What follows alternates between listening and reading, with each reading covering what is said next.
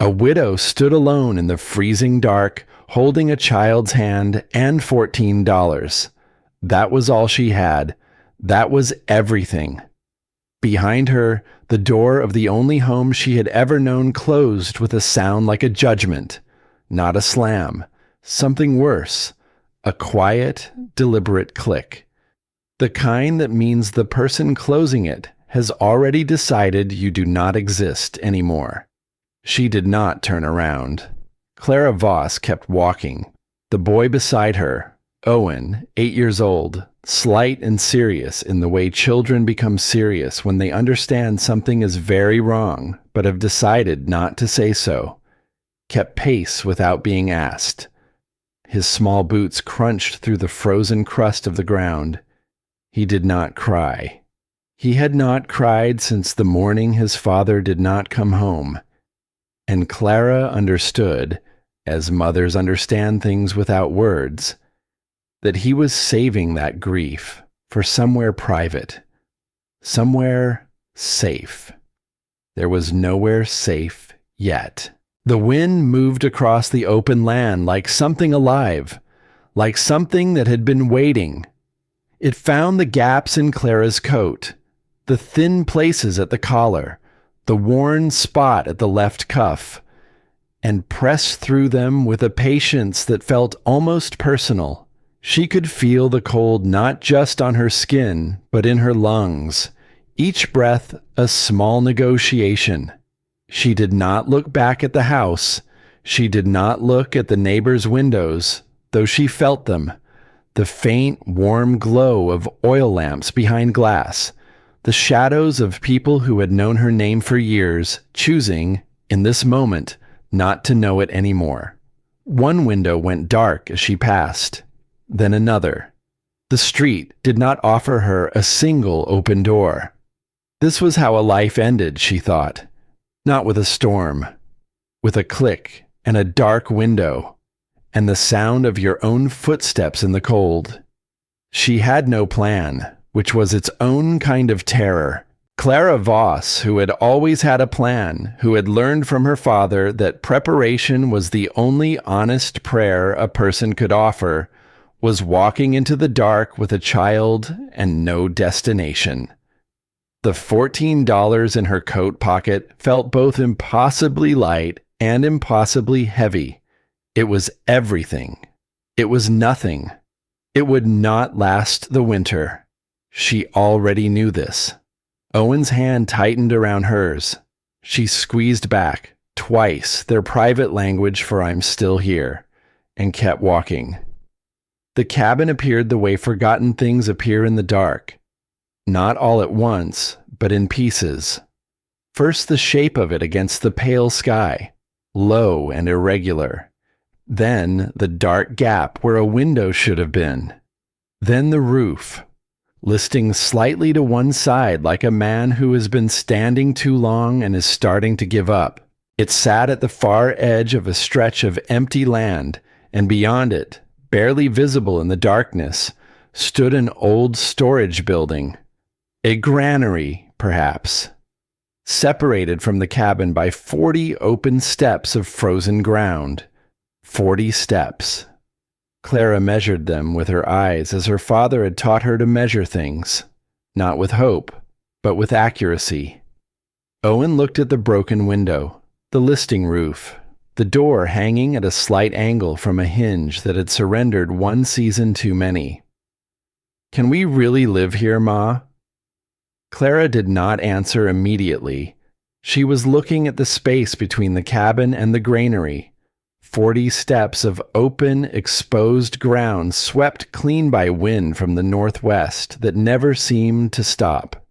She was thinking about what her father had told her, years ago, in the particular voice he used when he wanted her to carry something for the rest of her life. "You don't fight the cold, Clara. You fight the cold, and you lose. You reduce what the cold takes from you. That's the only honest battle." She reached into the inside pocket of her coat, the deep one, the one that still smelled faintly of her husband's tobacco. and pulled out a piece of paper she had been carrying for 2 seasons without knowing why. She had found it tucked beneath the floorboard of the old workshop the morning after her husband's funeral, wrapped in a piece of oilcloth preserved as carefully as something precious. She recognized the handwriting immediately. Every line, the careful angles, the way the letters leaned slightly forward as though hurrying toward something, was as familiar as the sound of his voice. It was a technical drawing, the kind her husband made when he was solving a problem. Precise lines, careful notations in the margins, measurements written in the small, neat numbers he had learned from his own father. It showed a structure she had never seen built before, a kind of tunnel running between 2 points, constructed from woven branches and packed earth. She had not understood it then. Standing here in the dark, looking at those 40 steps of open ground between the cabin and the granary, she began to. He had drawn this. He had known she would need it. But how could he have known? The question settled into her chest and stayed there. Not one she could answer tonight. Not one she could afford to dwell on tonight. But a question that would not release her. It attached itself to something deeper than thought. It felt like a message from a place she could no longer reach. She folded the paper and put it back against her heart. Then she looked at Owen. "Yes," she said, "we can." He studied her face for a moment, that steady, measuring look he had inherited from his father, the look that saw more than it let on. Then he nodded, once, as though they had agreed on something serious, as though they had signed something. They went inside. The cabin was cold, the way abandoned places are cold. Not just the absence of heat, but the presence of long stillness, of air that had not been moved by breathing for a very long time. The floor was solid, at least. The walls held. The broken window faced east, away from the prevailing wind, which was something. The fireplace was intact, blackened from old use, and when Clara knelt and looked up the chimney, she could see a thin strip of dark sky and, beyond it, the faint suggestion of stars. She could work with this. Owen moved through the small space quietly, touching things with his fingertips. The rough wall, the edge of the empty shelf, the iron hook beside the door. Then he went to the window and looked out at the granary across the open ground. "That's a long way," he said. "In bad weather." "Yes," Clara said. "It is." She was already thinking about the drawing. Outside, the wind moved across the open land with the patience it always had. Steady, unhurried, absolute. It did not know about $14. It did not know about closed doors or dark windows, or the silence of neighbors who have decided not to see you. It only knew about exposure and cold and the slow, relentless work of taking. Clara Voss had grown up with a father who spent his life underground, learning to read stone and pressure and the hidden movements of the earth. He had taught her that the most dangerous thing a person could do was stand still and simply endure.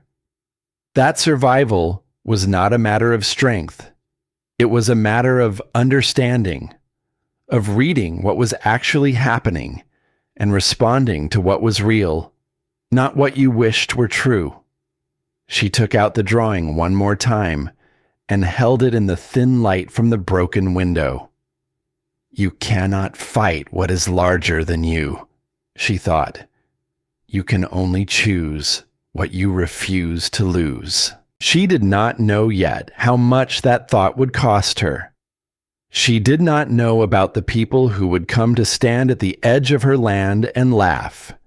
She did not know about the man who would arrive with papers and threats, or the long night when she would sit alone beside a dying fire and almost almost give up. She did not know that the drawing in her hands had been made for exactly this moment, by a man who had loved her enough to prepare for the worst while hoping for the best. She only knew one thing, clearly and without doubt. This was where they would stay, and she was going to build something. The first morning was the hardest, not because of the cold, though the cold was real and immediate and pressed against every surface of the cabin like something trying to enter. Not because of the hunger, though Clara had not eaten since the day before, and would not eat again until she had taken stock of exactly what they had and how long it needed to last. The first morning was hardest because of the light. It came in gray and thin through the broken window, and it showed her everything.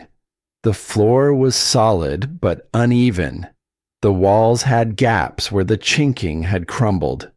Small ones, most of them, but enough. The fireplace worked, which was the most important thing, but the wood stacked against the outside wall was old and damp and would burn fast and cold. The shelf along the east wall had warped, but held. The door closed, mostly, if you lifted it slightly as you pulled. Clara stood in the middle of the room and looked at all of this for a long time. Then she made a list in her head, as her father had taught her. Not a list of what she wished she had, but of what was actually true. What she had. What she could do. What could wait, and what could not. Owen slept on the floor beside the fireplace, wrapped in both their blankets, his face relaxed in the particular way that children's faces relax in sleep, as though the body insists on peace even when the mind cannot find it. Clara watched him for a moment. Then she put on her coat and went outside to walk the 40 steps between the cabin and the granary. She counted them slowly. The ground was frozen hard and uneven. The wind came from the northwest at a steady, unbroken angle, not gusting, not shifting, just present and constant, the way a river is constant.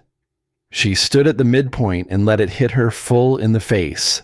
It was not the worst she had felt, but in January, in February, it would be.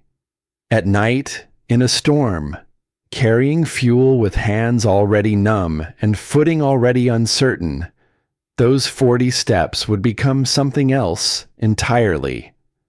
Her father had taught her to think about conditions not as they were, but as they would become. Most people prepared for what they were already experiencing. He had always prepared for what was coming. She went back inside, sat at the edge of the hearth, and unfolded the drawing. The lines were precise and deliberate. Her husband had never drawn anything casually. The structure was, at its core, simple. A covered passage between 2 points, constructed from a flexible framework of woven branches packed with insulating material. Not a wall, not a shelter. A transition. A controlled environment between 2 fixed points that would reduce exposure without requiring permanence or complex materials. The margins held notes in his small, careful hand. Willow, flexible, available, strong when woven. Outer layer, mud and straw, apply in stages, let dry between coats. Key principle, movement absorbs pressure. Rigidity fails. Flexibility survives. She read that last line twice. She thought about what it meant. Not just for the tunnel, for everything. She had spent years watching her father work with the earth, watching him learn its moods and pressures and the way it pushed back when pushed.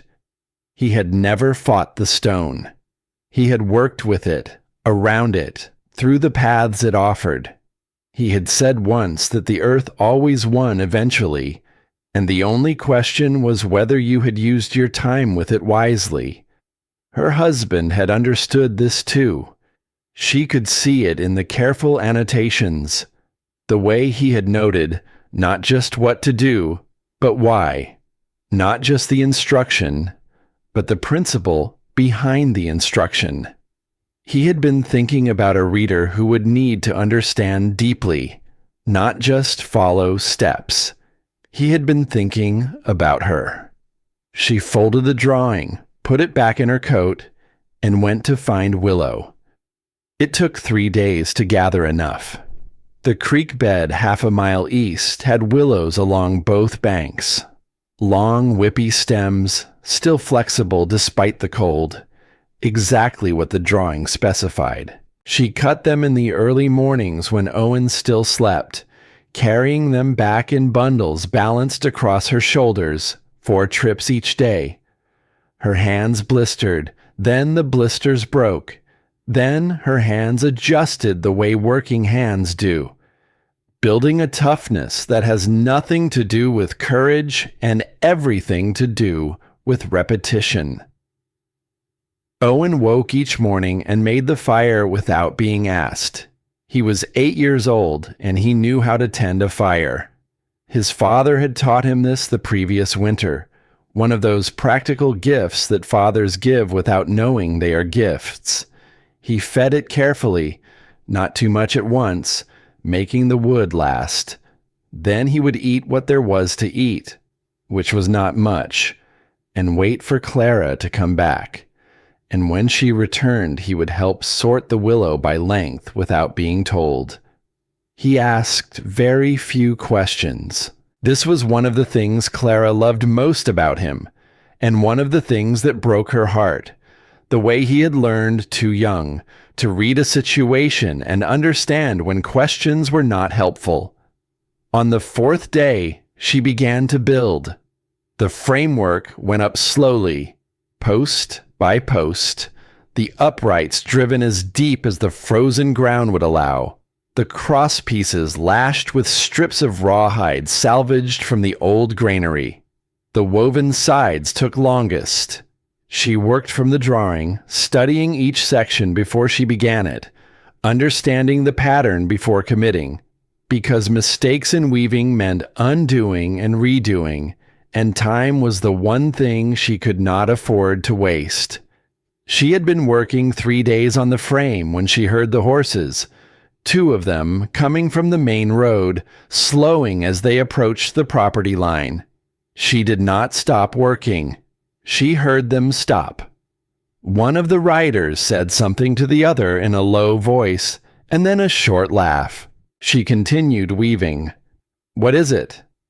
The older voice, Ned Barker, she recognized it without turning.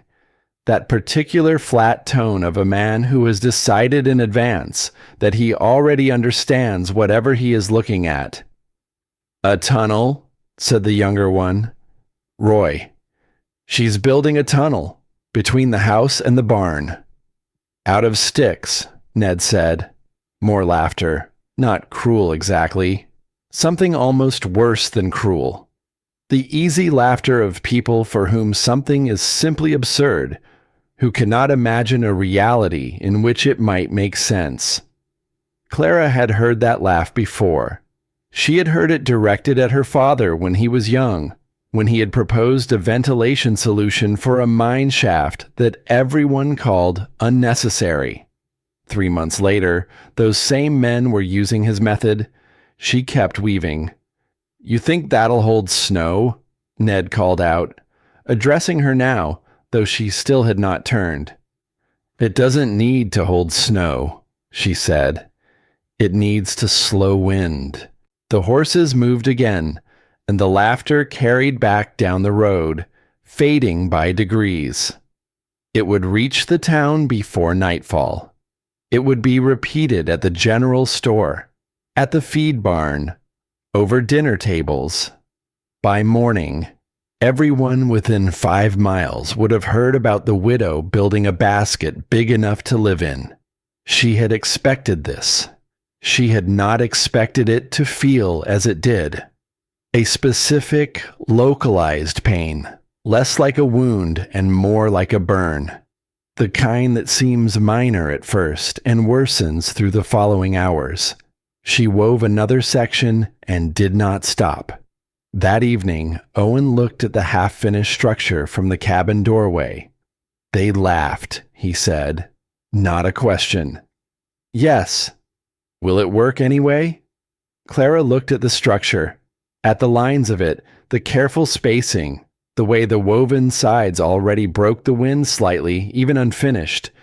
She could feel it, standing close, a measurable reduction in what reached her. "Yes," she said. "It will work anyway." Owen went back inside to tend the fire. Clara stood in the cold a moment longer, and the words her father had given her moved through her mind like something she had always known. "You cannot fight what is larger than you. You can only choose what you refuse to lose." She was choosing. On the 5th night, Owen began to burn. It started as fevers start in children. A faint flush, a slight heaviness to the eyes, the way they stop engaging with the world around them and turn inward toward whatever the body is fighting. She put her hand to his forehead at bedtime and felt the heat and said nothing, because saying it did not change it, and she needed to think clearly. She had been rationing their food more carefully than Owen knew. He had eaten each day. She had told him she had eaten too, twice when he asked. She had not. There was not enough for two, and he was a child, and she was not. And the calculation was simple, even when it was not easy. By the 5th night, she had not eaten in 3 days. Her hands trembled slightly when she lifted things. A tremor so small Owen had not noticed. She had noticed. The fever climbed through the night. She kept the fire burning higher than she could afford, because warmth was the first and most essential thing. She put both blankets on Owen and sat beside him in her coat with her arms around herself, watching his face in the firelight. His breathing was fast and shallow. At midnight he spoke in his sleep, fragments of something, a conversation with someone she could not see. And she heard her husband's name in it, and she pressed her hand against her mouth and held very still until the moment passed. 2 matches left. That was what she had. 2 matches and the flint her father had given her years ago, smooth from handling, worn to the shape of her grip. She had been saving it, a last resort, a fallback, because what her father had taught her about fire making from flint required patience and dry material, and a steadiness of hand that cold and hunger made harder. She waited until 3 in the morning. Then she made the decision she had been circling for hours. If the fire went out, she would use the flint, not the matches. The matches were too small a margin. The flint, used correctly, had no limit. The fire did not go out. By dawn, Owen's fever had crested and was just beginning, to fall. She could feel it in the way he breathed, slower now, the body's crisis easing into recovery. He woke briefly around sunrise, looked at her with eyes that were still too bright but clearer than before, and said, "Papa's drawing. The tunnel keeps the heat." Clara looked at him. "What did you say?" But his eyes had already closed. He was asleep before she could ask him to repeat it. She sat for a long time after that, not moving. The drawing was in her coat, pressed against her ribs. She had read it so many times, she knew every notation by memory. Her husband had died in an accident, sudden, without warning. There had been no illness, no slow decline, no time for preparation. And yet the drawing existed. He had known somehow that she would need it. Owen's words, spoken in fever, in that borderland between sleep and waking where children sometimes say things that seem to come from somewhere other than themselves, settled into her like a key turning in a lock. The tunnel keeps the heat, not just physically, Not just the literal structure between the cabin and the granary. Something else. Something her husband had understood about the nature of what she would face, and had tried, in the only way available to him, to help her face it. She got up and went back to work. It was on the 8th morning that Edmund Hallward came back. He came alone and on foot. His farm was a considerable walk from the cabin, and the morning was cold enough that his breath came out in steady, visible clouds as he crossed the frozen ground. He did not call out. He walked the length of the structure slowly, one hand touching the woven sides, pressing at intervals, feeling how they moved. Clara watched him from where she was working on the upper weave of the northern section. When he spoke, it was not what she expected. "You're weaving against the wind," he said. "See here." He indicated a section she had completed 2 days ago. "When the pressure comes from the northwest, this angle works against itself. It'll hold now. In a real blow, it'll want to come apart." Clara looked at the section. She looked at the drawing. She looked at the section again. He was right. She climbed down and stood beside him, and he showed her, not with long explanation, but with his hands, demonstrating the difference between what she had done and what the pressure of real wind would require. It took about 10 minutes. When he was done, he stepped back and surveyed the damage. "Half a day's work," he said, not unkindly. "Half a day I have," Clara said. He looked at her for a moment. Then he nodded once and turned to go. "Mr. Hallward," she said. He stopped. "Why did you come back?" He was quiet for a moment. The wind moved between them, carrying the smell of frozen earth and wood smoke. "Because I've been wrong before," he said. "And I've watched other people be wrong. And I've watched what happens when no one says anything." A pause. "Your weave is fundamentally sound. The direction was the only problem." Then he left, walking back across the frozen ground, his breath clouding in the cold air behind him.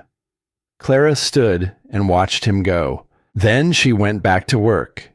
It was 3 days later that she found the dog. She had not been looking for him.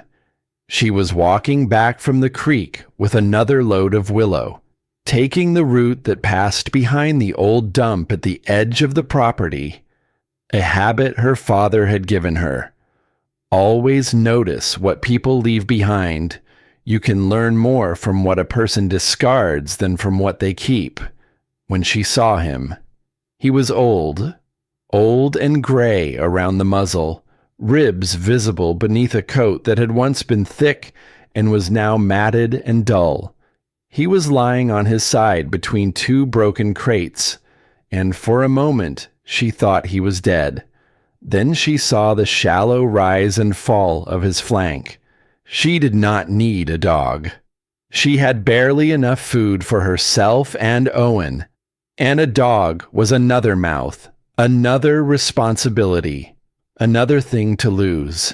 She knew all of this with complete clarity. She went back to the cabin, got a piece of dried meat she had been rationing carefully, came back and crouched down 3 feet from him and waited. It took a long time, but eventually he lifted his head. Eventually he took the meat.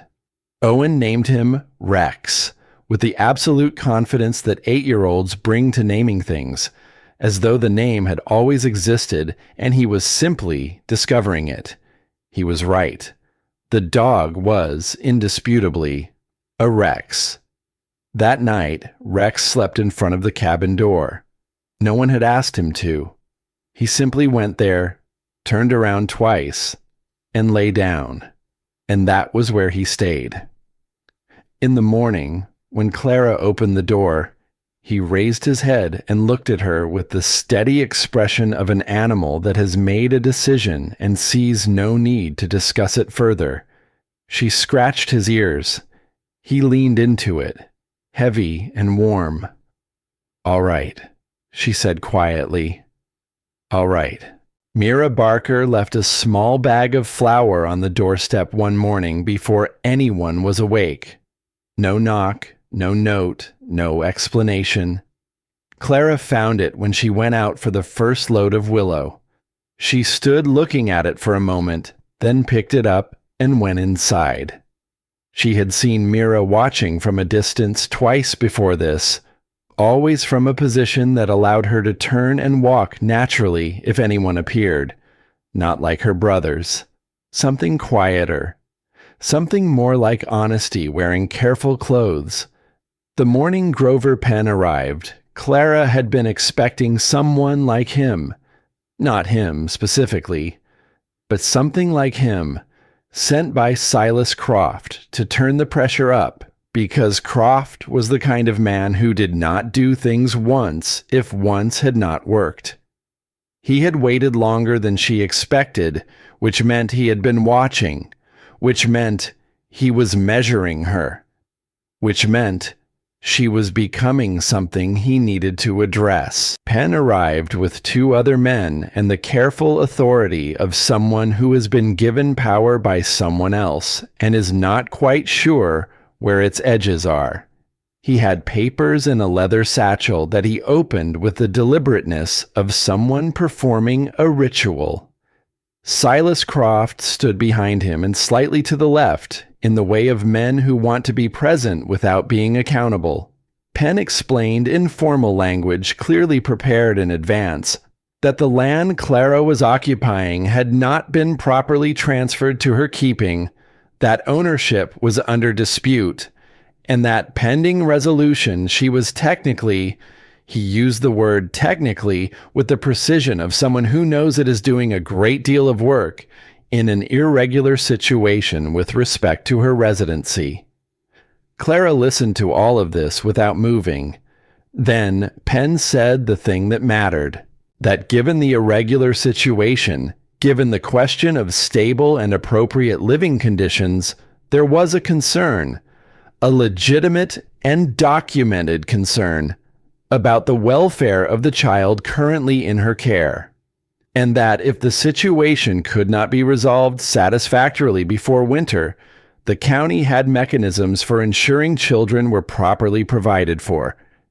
He said all of this very carefully. He did not say, "We will take your son." He did not need to. Croft said nothing throughout.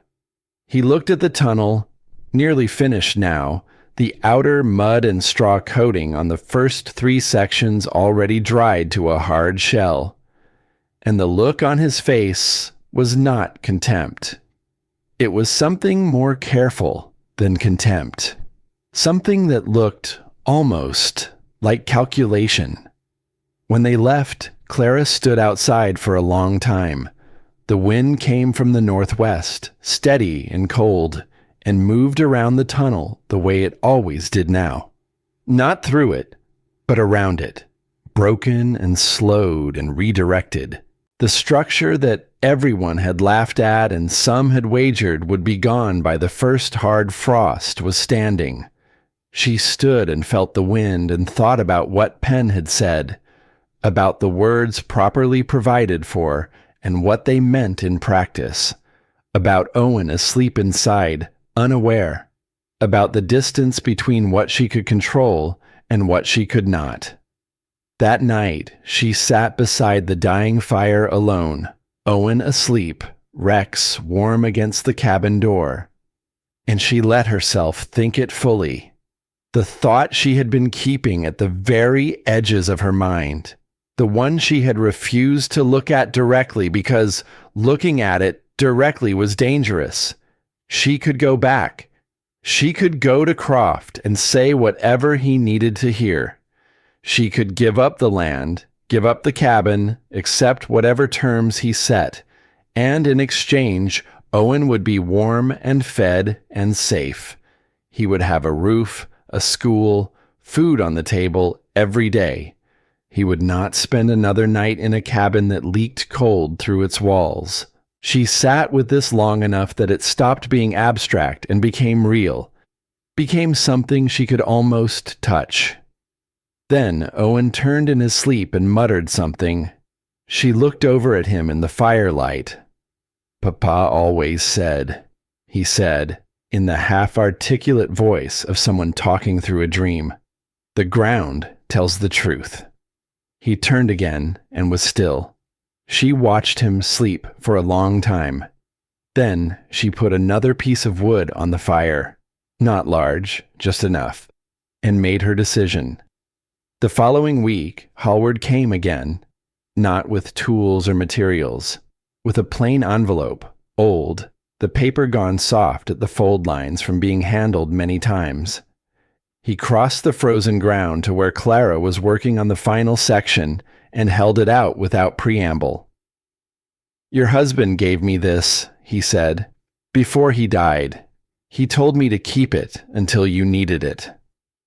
Clara set down her tools and took the envelope. Inside was half a map, literally half, the paper torn cleanly down the middle. It showed the property lines of the land she was on, marked in her husband's hand. At the bottom, his handwriting, the same careful letters she knew from the tunnel drawing. "The land is hers. Croft knows." She read it twice. Then she looked at Hallward. "Where is the other half?" "I don't know," he said. And she believed him. But that's not all. He told her what else the envelope had contained, what he had already removed before bringing it to her, and why. A document, signed by her husband, witnessed by two men, one of them Hallward himself, establishing clearly who the land belonged to. "Why didn't you bring it?" Clara asked. Her voice was very steady. "Because Croft has friends," Hallward said. "And a piece of paper is only as strong as the people willing to stand behind it. Right now." He looked at the tunnel, at the structure she had built, at the work that had made her something the town could no longer simply ignore. Right now is not yet the right moment, but it's coming. She studied him for a long time. "You're asking me to trust you." "I'm telling you what I'm doing," he said. "Whether you trust me is your business." He left.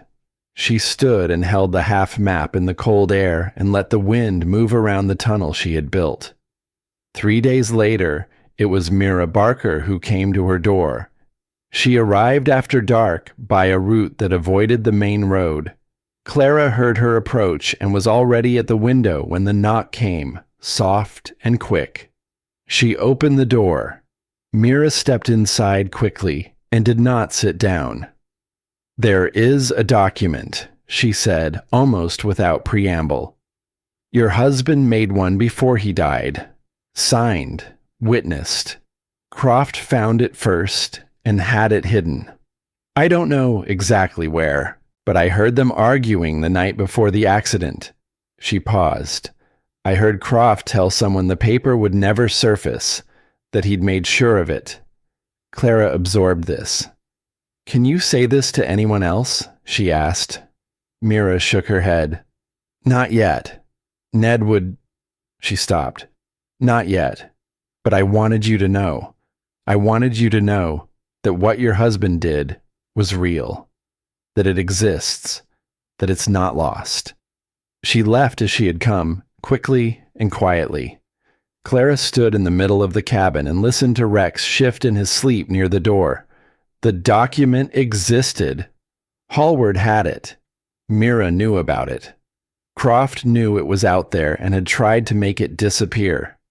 "The ground tells the truth," Owen had said in his sleep. His father's words, carried forward in a dream. Clara touched the drawing in her coat. The tunnel around her held the cold at bay. Not perfectly, not completely, but enough. Enough to keep working. Enough to keep standing. Outside, the first real cold of winter had settled across the land, and the stars were very bright and very hard and very far away, and the tunnel stood between the cabin and the granary like a promise made by someone who had believed in her before she had fully learned to believe in herself. She went to check on Owen. He was sleeping soundly, Rex now curled at his feet without anyone having arranged it that way. Tomorrow she would finish the outer coating on the last section. Tonight, this was enough. The letter arrived on a morning so still that the smoke from the cabin chimney rose in a straight vertical line, as though the air itself had decided to be decisive. Clara knew it was trouble before she opened it. The way you know certain things, not from evidence, but from the quality of silence surrounding them. The man who delivered it did not knock. He left it wedged in the cabin door and was back on his horse before she reached the threshold, which told her everything about who had sent it and what it contained. She read it in the doorway, the cold coming in around her, Rex pressing his warm bulk against her legs. The language was formal and distant, designed to make what it was saying sound inevitable rather than chosen. The drawing, her husband's drawing, the one she had carried in her coat since the night they arrived, the one that had become the foundation of everything she had built, was, according to Croft's people, the intellectual property of the Croft family. Her husband had made it on Croft land, using Croft materials. Clara was therefore in violation. The structure she had built stood on stolen plans. It could be ordered dismantled at any time. She read it twice. Then she folded it and put it in her coat pocket, beside the drawing. Owen was watching her from across the room. He had learned to read her silences the way sailors learn to read water, not by what was visible on the surface, but by the behavior of things below it. He did not ask what the letter said. He asked instead, "Do you want me to put more wood on?" "Yes," she said. "Please." She went outside and stood beside the tunnel. The outer coating was complete now. All sections finished, dried to a hard, pale shell bearing the marks of weather it had already endured. She put her hand flat against it and felt the surface solid under her palm. She walked its length slowly, as she did every morning, not out of anxiety, but out of habit. The kind of daily attention that is the only real maintenance any structure ever receives. The wind came and moved around it. They could take the drawing. They could argue about the plans. They could not argue with what was standing in front of them, but they could argue with her right to be standing here at all. She went to Hallward that afternoon. She found him in his barn, working on a piece of harness with the focused quietness of a man who thinks better with his hands occupied. He looked up when she came in, read something in her face, and set the harness down. She told him about the letter. He listened without interrupting. When she finished, he was quiet for a moment. "I expected something like this." "Can you use the document now?" she asked. "Can you bring it forward now?" He shook his head slowly. "If I bring it forward now, Croft will have 3 arguments ready for every one I have. He has connections I don't have." He paused. "And there's something else." He told her about the conversation.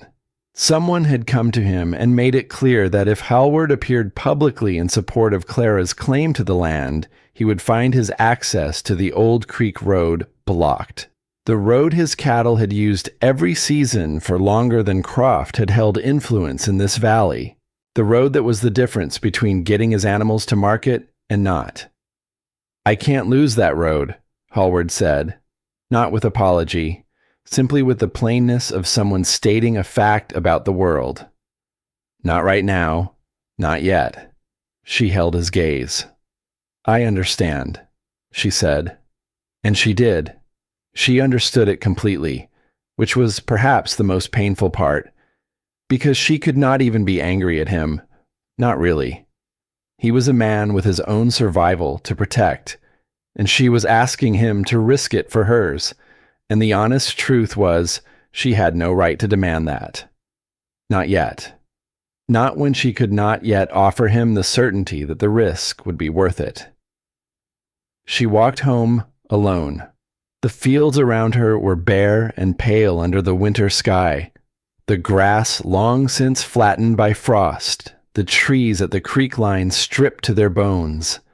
The world had reduced itself to essentials, line and color, cold and light, the absolute clarity of a landscape that has let everything unnecessary go. She thought about what her husband had written in the margins.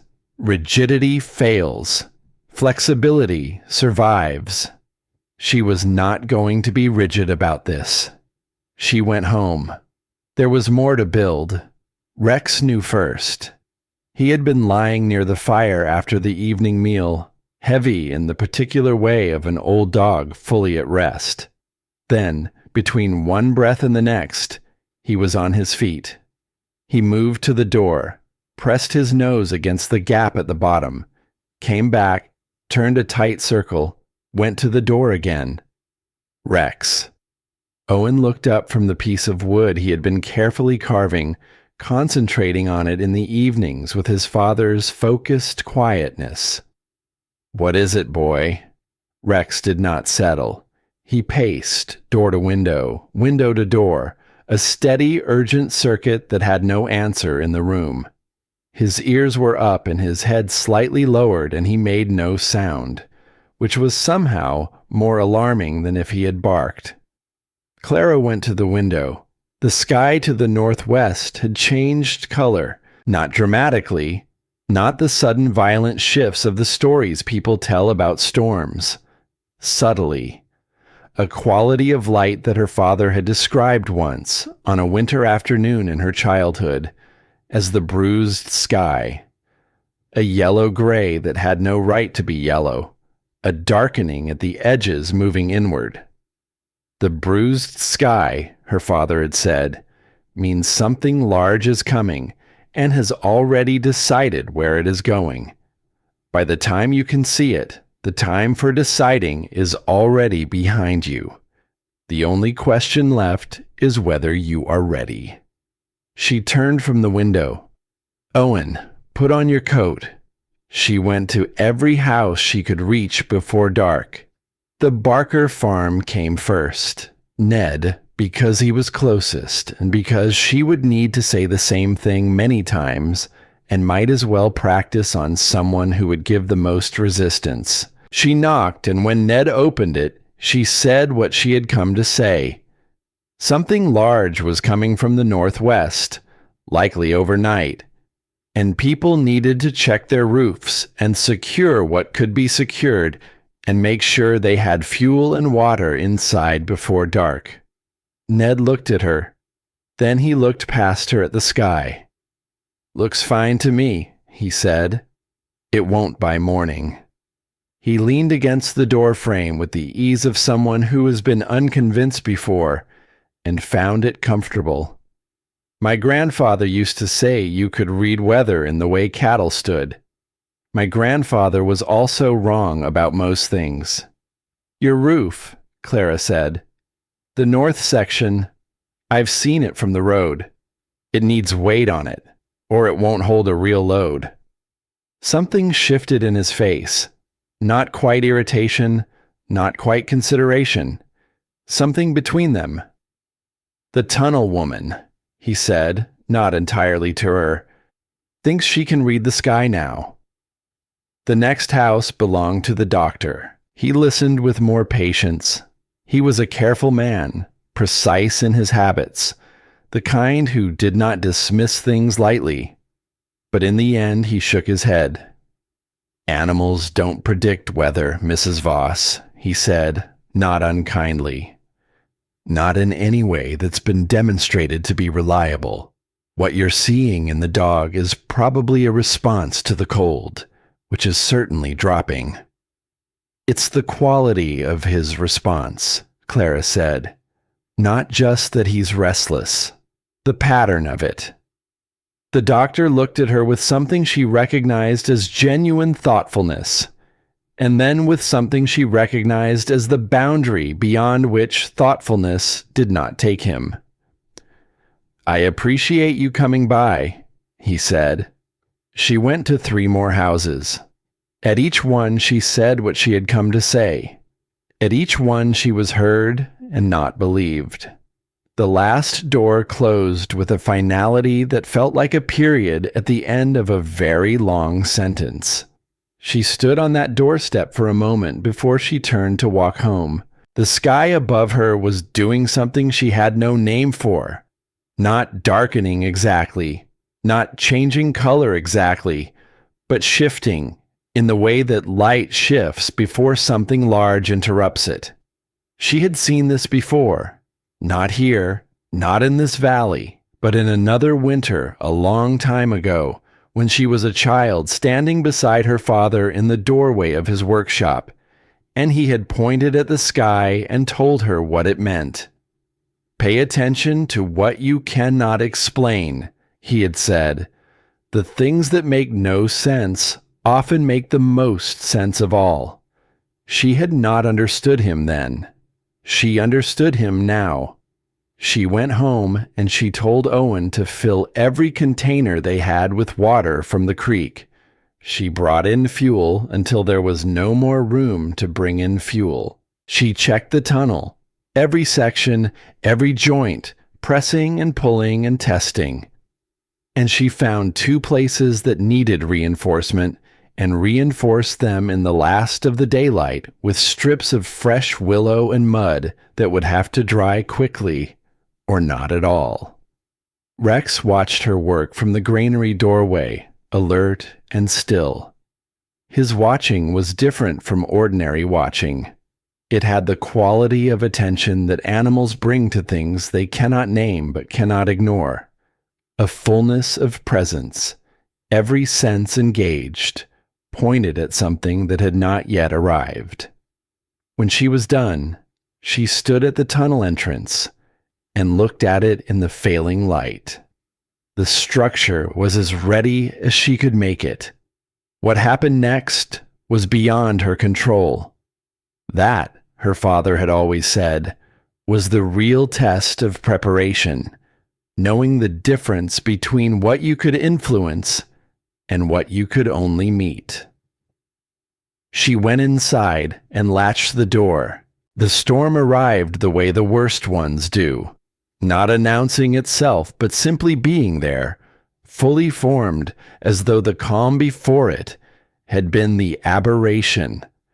Clara woke to the sound of it at some hour deep in the night, not quite howling and not quite screaming, but something between the two. A sound with a texture and persistence that felt less like weather and more like intention. The cabin walls shuddered, not structurally. She listened for that specific sound, the creak of a joint giving way, the pop of something pushed beyond its tolerance. But with the shudder of something solid meeting something enormous and absorbing the encounter. She got up without waking Owen. Rex was already on his feet at the door, not pacing now, standing very still, which was different.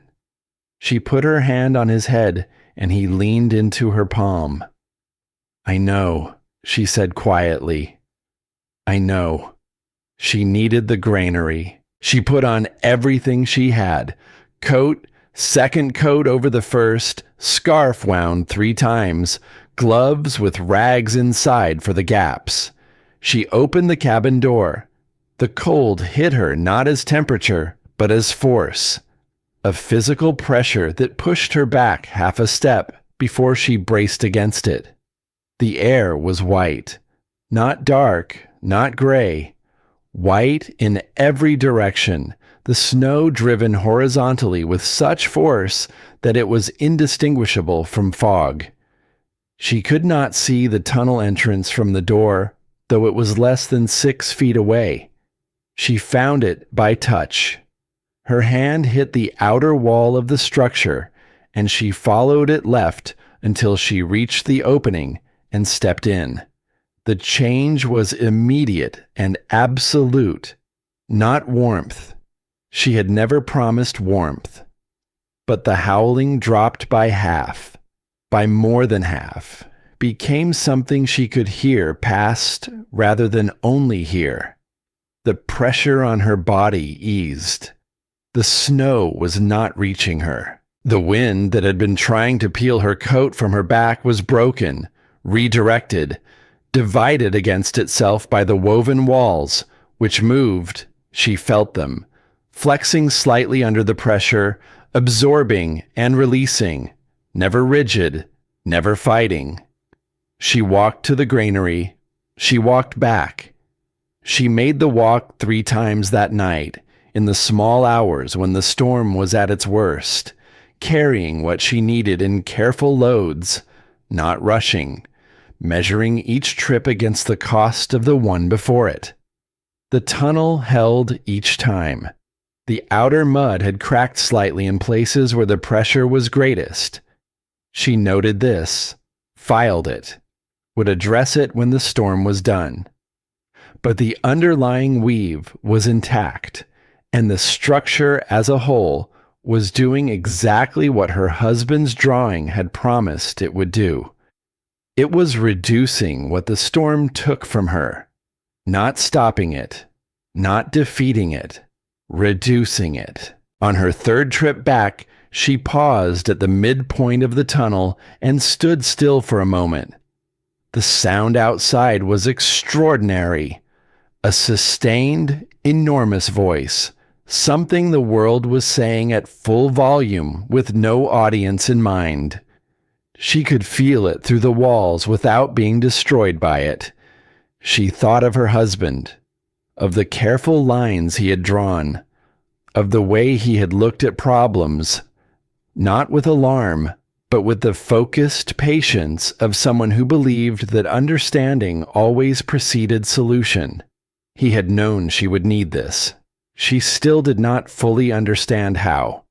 But standing here, in this unlikely corridor between 2 fixed points, with the storm doing its worst on the other side of woven willow and dried mud, she felt the truth of it with a completeness that went beyond explanation. He had known, and he had prepared, and she had built it. She went back inside and checked Owen, still sleeping, deeply, the way children sleep through storms when they feel safe. And she sat down beside the fire and let herself, just for a moment, simply breathe. On the 3rd night, someone knocked on the door. Clara heard it, but did not immediately believe it. The storm was so total that she had stopped parsing it for individual elements. It was simply the ground condition, the noise beneath which everything else existed. But Rex lifted his head sharply, and then she heard it again. A knock, 3 beats, the particular rhythm of a human hand. She went to the door. Ned Barker stood in the opening, barely recognizable. His hat was gone. His coat was so crusted with driven snow that he looked like something that had been left outside for a season, not a man who had walked across a field. His face was the color of something wrong, the grayish white that cold makes of skin when it has been working on it for too long. Behind him, barely visible in the white, were his wife and 2 children. The older boy was carrying the younger one. The younger one was not moving. Clara stepped back from the door. "Come in," she said. "Get warm." She did not say anything else. There was nothing else to say, and nothing else that mattered. And she understood, in the way she had always understood things that mattered most, without needing to reason her way to them, that this moment required exactly what it required, and not one word more. The Barkers came in. She went to the child. The younger one, a girl, perhaps 4 or 5 years old, was conscious but barely, her lips colorless, her hands, when Clara took them, so cold they felt wrong, the wrong temperature for something living. She knew what to do. Her father had told her once about the men he had seen come up from flooded mine shafts in deep winter. Their bodies having spent their heat on keeping the core alive, the extremities gone to something near nothing. He had told her what worked and what didn't, and why the instinct to warm someone quickly was almost always the wrong one, and what patience and gradual heat could do that sudden warmth could not. She began. The children gravitated to Rex before anyone arranged it, drawn by the animal warmth and the particular comfort that dogs provide to children in extremis. Something wordless and absolute, the reassurance of a creature who does not understand disaster and therefore cannot be frightened by it. Rex received them with the gravity of an old ambassador. More knocking came. Roy Barker, alone, having come by a different route. His forehead was cut. He did not say how, and she did not ask. Grover Penn and his wife, Penn stripped of every quality Clara had associated with him except the basic one of being cold and needing to be warm. Penn said nothing when he came in. He looked at Clara, then at his wife, then at the floor. That was enough. And then, when she had almost stopped expecting anyone else, a knock that was softer than the others, slower. The knock of someone who had waited as long as they could stand to wait. Silas Croft stood in the doorway without his coat. He was old in a way he had not looked old before, stripped of his authority, of his position, of all the things a man in his situation uses to make himself larger than he is. He was simply a man in the cold, past the age when the cold is something you can bully your way through. Clara looked at him. He did not speak. He could not, quite. The cold had done something to his face, to his jaw, the muscles there working without producing sound. She stepped back. "Come in. Get warm." The same words, the same tone. Not forgiveness. She was too tired for the performance of forgiveness, and too honest to perform anything she was not fully feeling. But the thing that was true, and immediate, and necessary. There was warmth inside and cold outside, and she was not going to let a person freeze to death on her doorstep because of what was between them. She would settle what was between them later. For now, she closed the door against the storm. Later, much later, when the storm had settled into a lower register, still present but no longer violent, Edmund Hallward knocked. He came with the particular timing of a man who had been watching and had chosen his moment. He was on foot, which meant he had walked some distance in bad conditions, which meant he had decided before he left that this was worth doing. He stepped inside and looked at the assembled people in the small space. The Barkers, Penn and his wife, Croft in the corner, Owen asleep against Rex's flank with the Barker girl tucked under one arm. And then he looked at Clara. He reached into his coat. He took out 2 pieces of paper. One she recognized immediately, the missing half of the map, the torn edge matching exactly the half she carried in her own coat. The other was folded, the paper heavier, the fold lines older. He held them out to her.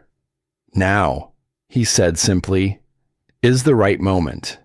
She took the papers. She unfolded the second one. The document, the one Mira had described, the one Hallward had been keeping until the weight of everything she had built made it immovable. Her husband's handwriting, the careful signature, 2 witness marks beneath it. She read it once, her husband's words, "The land is hers, given freely, witnessed and declared." and she felt them not as information, but as something older than information, something that passed through the paper and the ink and landed somewhere beneath words entirely. He had known. He had prepared for the worst and hoped for the best, and he had loved her enough to do both at the same time. She folded the document and held it in both hands. Around her, 17 people breathed the warmed air of the cabin and listened to the storm outside. Still enormous, still present, still doing what storms do. But it was outside, and they were inside. The tunnel held. The fire held. Clara held. And the words moved through her mind one more time, quiet and absolute, her father's voice and her husband's understanding and her own hard-earned knowledge all arrived at the same place. You cannot fight what is larger than you. You can only choose what you refuse to lose. She had chosen, and tonight, at least, she had not lost it. 17 people in a space built for 3. Clara had not planned for this. She had planned for winter, for cold, for the long, slow work of survival, but not for 17 people, and the difference between what she had planned for and what was standing in her cabin was the difference between a system under normal stress and a system under extraordinary stress. The question was not whether the system would hold. The question was how she would make it hold. She began with inventory, as her father had taught her to begin any problem. What did she have? What did she need? What was the gap between them, and how would she close it? She had the cabin, small but solid. She had the granary, accessible through the tunnel, holding fuel and food. Not enough for 17 people indefinitely, but enough for several days if managed carefully. She had the fire, currently doing the work of warming a space 3 times what it had been designed to warm. She had Rex, installed near the children with the authority of someone who has been given a job and intends to do it properly. She had Owen, 8 years old, moving quietly through the crowded room, doing small useful things without being asked, refilling the water pan, shifting a bundle of fuel to a better position, checking on the Barker girl, in the way that children sometimes rise to match what a moment requires of them. She had herself, which was, she had come to understand over the past months, more than she had once thought. She organized the space as her father had organized mine shafts in emergency, by priority and function, not by preference or the social arrangements of ordinary times. Children and the injured were closest to the fire. Everyone else arranged themselves around that center according to what they could contribute. Grover Penn, who had arrived stripped of everything except the basic fact of being an adult with 2 functioning hands, found himself assigned to fuel management without anyone quite asking him directly. He accepted this without comment. Clara noted it and moved on. Silas Croft sat in the corner farthest from the fire and said nothing for a very long time. The first crossing through the tunnel in the full depth of the storm happened an hour after everyone arrived. Clara needed the dried meat from the granary. The supplies in the cabin were sufficient for 1 person for several days, which meant sufficient for 17 people for less than half a day. And she went herself, because she knew the tunnel and its particularities better than anyone, knew where the floor was uneven, knew which wall section had the slight inward bow she had been meaning to reinforce. She went through, carrying nothing, to check it first. Then she came back and told Owen to stay with the children and went through again with the large sack. Ned Barker watched her go. When she came back, he was still watching. She said nothing.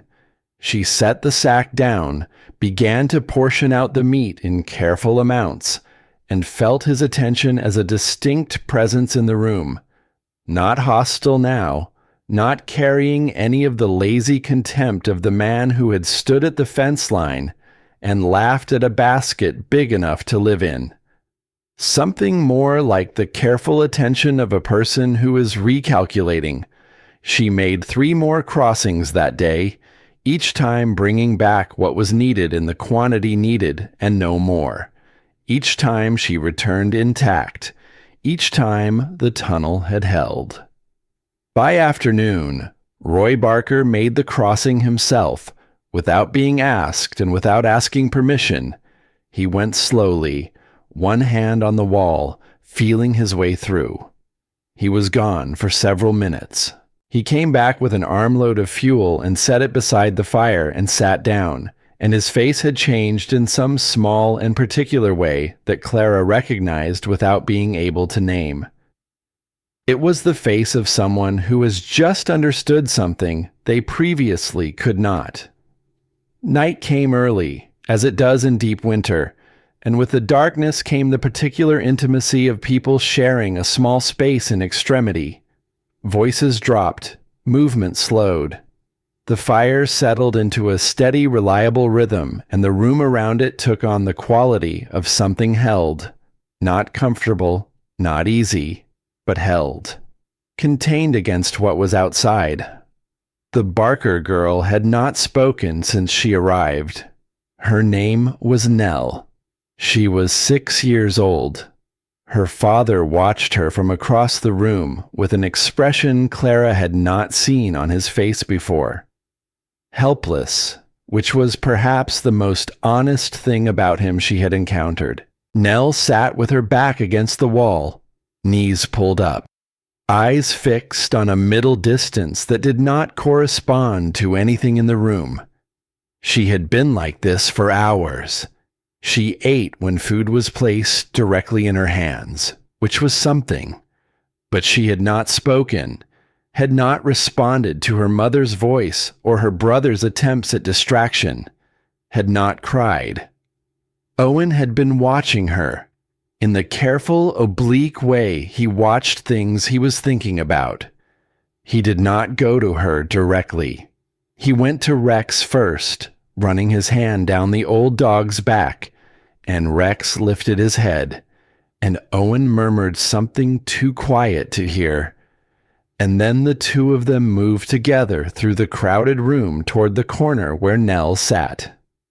Owen settled on the floor a few feet from her, not close enough to crowd her, not far enough to seem indifferent. Rex lay down between them, simply lay down, in the unhurried way he did everything, and put his chin on his paws, and breathed. No one arranged this. It simply happened, the way certain things happen when the right elements are placed in proximity, naturally, inevitably, as if it had always been the plan. Nell did not move immediately. The fire cracked once. The storm outside pressed against the walls with its low, sustained insistence. Rex breathed, a slow, audible rhythm, deeply peaceful, the breathing of an old animal who has outlasted many difficult things and does not find difficulty surprising. 20 minutes passed. Clara was working, always working, managing the fuel and the food and the needs of 17 people. But she was aware of that corner in the way she was always aware of Owen, the particular frequency of her attention to him that never entirely switched off. Then Nell's hand moved. It moved slowly, with the tentativeness of something testing whether the world was trustworthy, toward Rex's back. Her fingers touched his coat, felt the warmth of him, felt the rise and fall of his breathing beneath her hand. Then she spoke. 2 words, barely audible, directed at Owen. "Is he cold?" Something in the room shifted. Some collective held breath released, and Clara looked up from what she was doing and saw Ned Barker on the other side of the room with his face turned away and his shoulders shaking. And she looked away because some moments are private, even when they happen in public. Owen said, very calmly, as if this were a normal conversation, "No, he's very warm. He likes it in here." A pause. "You can keep petting him if you want. He doesn't mind." Nell didn't respond in words, but her hand stayed on Rex's back, and Rex lay completely still under it, understanding, as dogs sometimes do, that this was the most important thing he had been asked to do in a long time. Sleep came to the room in waves, as it does when a group of people share a space under stress. Not all at once, not easily, but eventually and completely. The children went first. The deep, practical sleep of small bodies that have exhausted their resources. The adults followed one by one, leaning against walls and each other with the unself-consciousness of people past the point of caring about appearances. Clara did not sleep. She moved through the room in the small hours, tending the fire, checking breathing, making the small adjustments that kept 17 lives in a sustainable relationship with one cold night. Owen had fallen asleep with his back against Rex's flank, one arm extended so his hand rested on Nell's shoulder. She was never quite sure how much intention lived in her son's quietness. It was in these small hours that Silas Croft spoke to her. She had not sought him out. She was moving past his corner in the course of her rounds when his voice came out of the darkness, low and without preamble, the voice of someone who has been holding something for a long time and has decided this is when to set it down. "He told me," Croft said, "your husband. He told me he was leaving you the land." Clara stopped. She did not turn around immediately. "He came to me directly," Croft continued, before it happened. "He said he'd made arrangements. He said he wanted me to know, so there would be no confusion afterward." A pause. "I told him he was being morbid, that he was young and there was no need for that kind of talk." She turned and looked at him. He was sitting the way old men sit when the performance is done, collapsed slightly inward, the bones of him more visible than they usually were, the architecture of his age showing through. "But you hid the document," she said. "I didn't hide it." Then, after a moment, "I made sure it was put somewhere that would take a long time to find." He said this without inflection, as though reporting rather than confessing. I told myself it wasn't valid, that he hadn't understood what he was signing, that the land needed to stay consolidated or it would all come apart. He stopped.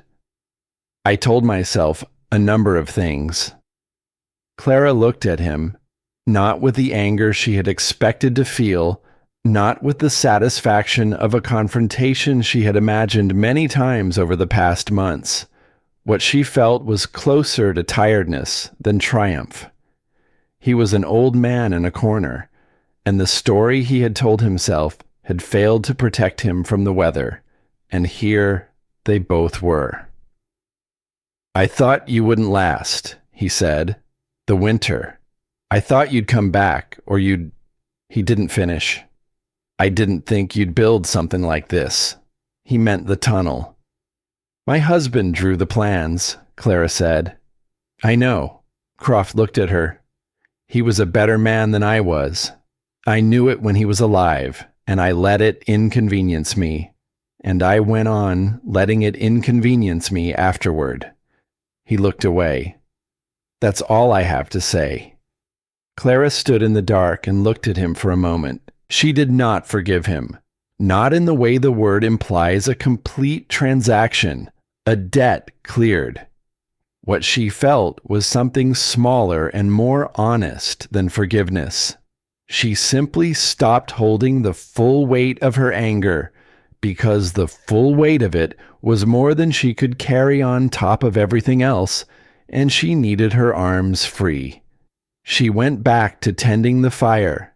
Ned Barker found her at 2 hours past midnight, in the quiet after the room had settled.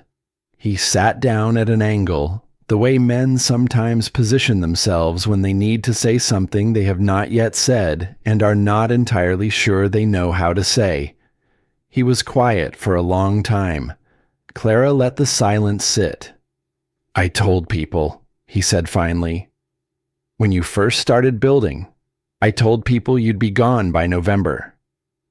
He was looking at the fire, not at her. "I told my boys. I told my wife. I made a kind of certainty out of it, because certainty felt better than not knowing. And because I didn't understand what you were doing, and it's easier to laugh at something you don't understand than to admit you don't understand it." Clara said nothing. "My daughter," he said, and then stopped. The two words carried everything. Nell sitting in shock against the wall, the hours of silence, the hand finally reaching toward the dog. He was working very hard at something, and she let him find his way to it. "I was wrong," he said, "about you, about the tunnel, about—" He stopped again. "I'm sorry." Not elaborate, not accompanied by explanations or the kind of framing that people sometimes use to make an apology really about themselves. Just the words, plainly, and the effort behind them. "I know," Clara said. He nodded, looked at the fire. "Your boy," he said after a moment. "With Nell, with the dog." He cleared his throat. "Your husband would have been proud." He went back to his spot against the wall and eventually slept. Clara sat alone by the fire. She thought about her husband, about the document Hallward had produced from his coat, her husband's handwriting, his careful signature, his absolute clarity about what he wanted and who he wanted it for. She thought about the drawing she had carried since the first night, the one that had told her exactly how to build what was keeping 17 people alive tonight.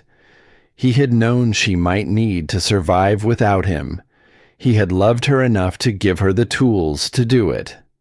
She put her hand into her coat and felt the folded paper there, the familiar shape of it.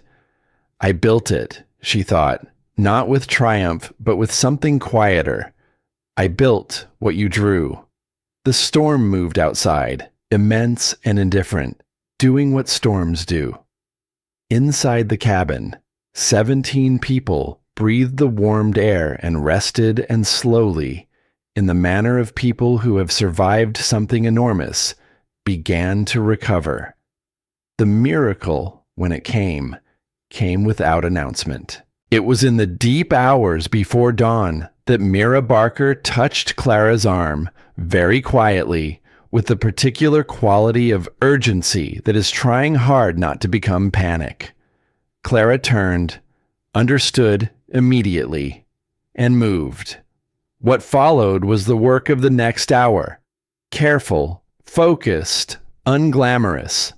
Hallward knew more than she had expected him to know. Farmers know things about birth that other people learn from books, if they learn them at all. They work together without speaking much, communicating in the shorthand of people concentrated on a shared task. The room woke in the way rooms wake when something is happening that everyone can feel. Not to intrude, but with the instinct of a group that has become, through shared extremity, something slightly more than a collection of individuals. People moved back to give space. Someone added fuel to the fire without being asked. The children were gathered quietly and occupied with Rex, who bore this responsibility with his usual dignity. The child was born in the tunnel, not by plan, by circumstance. The midpoint of the passage, where the design was most effective, where the air had the quality that Clara had been measuring and noting for months. She had moved there because it was the right place, And it had been the right place. And there was a satisfaction in this that went beyond the personal. The satisfaction of a system performing exactly as designed under conditions more extreme than any it had been originally intended for. A girl, small and furious and entirely present, announcing herself to the world with the absolute conviction of someone who has already decided that the world is going to have to deal with her. They named her Hope. Not because anyone suggested it. It arose in the room the way certain things arise, as inevitability rather than choice. Mira, exhausted and clear-eyed, said it first, and no one disagreed, because there was no other name for something that arrived in a warm corridor in the coldest part of a winter storm, unwilling to wait for better circumstances, demanding existence anyway. Clara sat beside Mira for a while after, the baby between them, the storm pressing its enormous voice against the outer walls. She thought about what it meant. This particular new person, born here, in this place, in this impossible night. She thought about the chain of things, her father teaching her, her husband drawing the plans, Owen keeping the fire, Rex keeping watch, the tunnel standing when everything else had failed to. One thing leading to the next, each one necessary, none of them sufficient alone. She looked at the baby. You came at the right time, she thought. Not comfortable, not easy, but exactly the right time. Hope slept, which is what new things do when they have just done something enormous. Owen found her later, in the cabin, sitting at the edge of the hearth. He sat down beside her without asking if she wanted company, which she did not need him to ask. He leaned against her shoulder slightly, in the unconscious way of children who have not yet learned to perform affection and simply feel it. They sat like that for a while, listening to the storm. Rex is sleeping, Owen said eventually. Nell is sleeping too. She's got her hand on him. I saw, Clara said. She'll be okay, Owen said, not as a question. Yes, she will. He was quiet for a moment. Then, Mama, are we going to be okay too? Clara looked at him. His face in the firelight was his father's face in miniature. The same steady eyes, the same slight forward lean of someone already thinking about what comes next.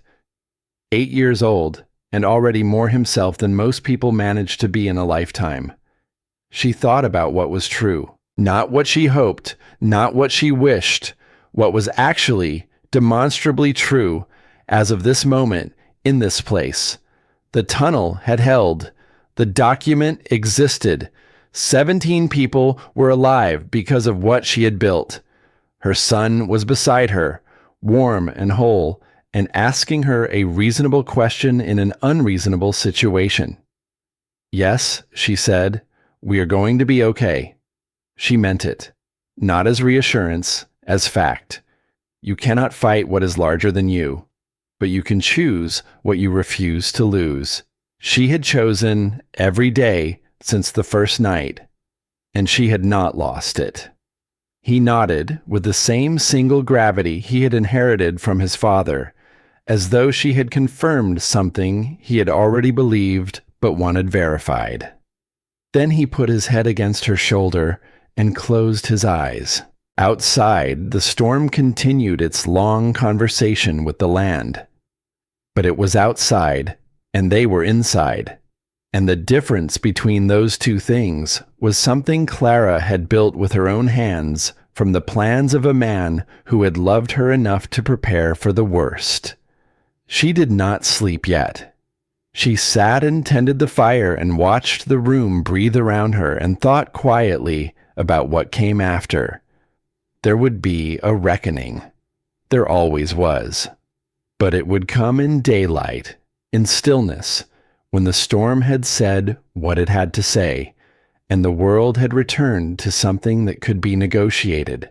For now, she held what she refused to lose, and it held. The storm ended not with drama, but with exhaustion. The wind dropping by degrees through the final night until, sometime before dawn, the world outside went quiet in a way that felt almost startling after so many days of noise. Clara heard it happen. She was awake when the quality of the silence changed from the enforced stillness of a room holding itself against pressure to something open and genuine. She went to the window and looked out. The world was white and completely still. Not the white of the storm, not that driven, violent erasure, but the deep, settled white of aftermath, the snow lying where it had finally come to rest, the air above it clear and dark and full of stars at the precise boundary between night and morning. Trees at the creek line stood defined against the sky, each branch outlined in accumulated snow, impossibly precise. The granary was visible, solid, exactly where it had always been. And between the cabin and the granary, the tunnel, bowed slightly in two places where the pressure had been greatest, the outer mud cracked along several seams, but standing, intact, whole. Clara stood at the window for a long time. She was thinking about her father, who had taught her to read what was real. She was thinking about her husband, whose drawing she had carried against her heart through a winter that had tested everything she was. She was thinking about Owen, asleep against Rex's flank with Nell Barker's small hand still resting, even in sleep, on the old dog's back. She was thinking about what came next. What was coming was a reckoning. She had the document. Hallward had placed it in her hands with the words, "Now is the right moment," and she had read it and understood it and then held 17 people through a night that required all of her attention for other things. The document was real. It was witnessed. It was her husband's clear and unambiguous intention. What happened with it now depended on what she did next. She went to make the fire higher and began, in the gray pre-dawn quiet, to think carefully about the day ahead. People woke slowly, in the layered way of groups that have exhausted themselves, children first, then adults, each person returning to consciousness with the particular expression of someone testing whether what they remembered was real. It was. The storm was over. They were alive. They were in Clara Voss's cabin, which a season ago they had called the Folly, and which had, last night, been the only warm place within walking distance. Clara fed everyone from what remained in the granary, not lavishly, but adequately, which was what she had and what she offered without comment. She made 3 crossings through the tunnel in the early morning, and on the second crossing, she noticed Roy Barker had gotten up and was following her without being asked, carrying what she carried, doing what she did, moving through the tunnel with a naturalness that would have seemed impossible a week ago. She did not remark on this. She simply made room for him to help. By mid-morning, people began to venture outside, carefully, testing the new world. The damage was visible and considerable. Rooftops showing gaps where they had not had gaps before. Fencing down in long, tangled sections.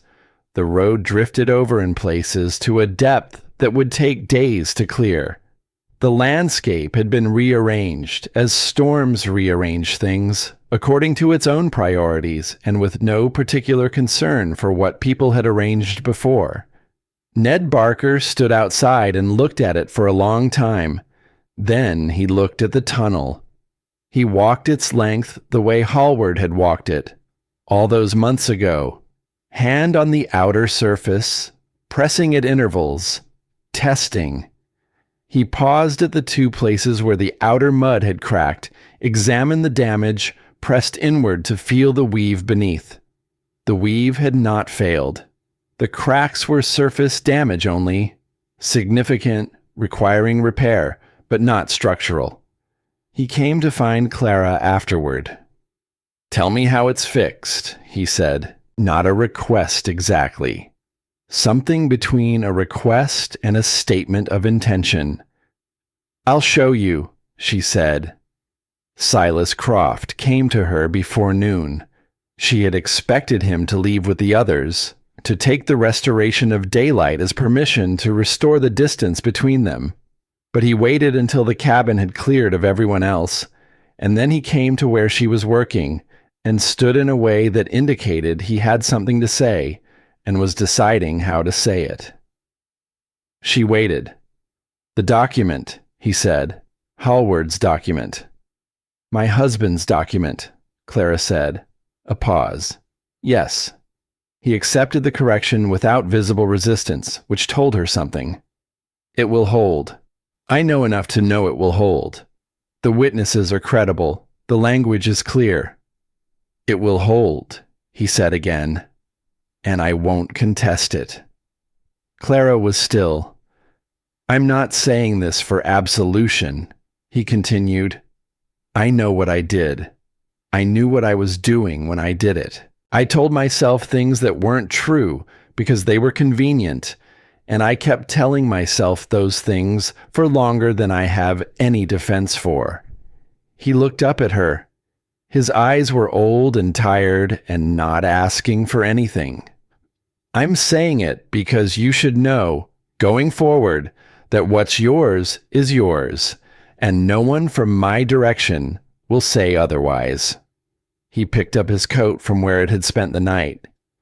"Your husband," he said at the door, drew something remarkable. He understood that the problem wasn't the cold. The problem was what the cold took from you if you let it. "I spent my whole life thinking strength meant taking." He spent his understanding what to protect. He opened the door. He was right, and I wasn't. He went out. Clara stood in the empty cabin and listened to his footsteps diminish across the frozen ground.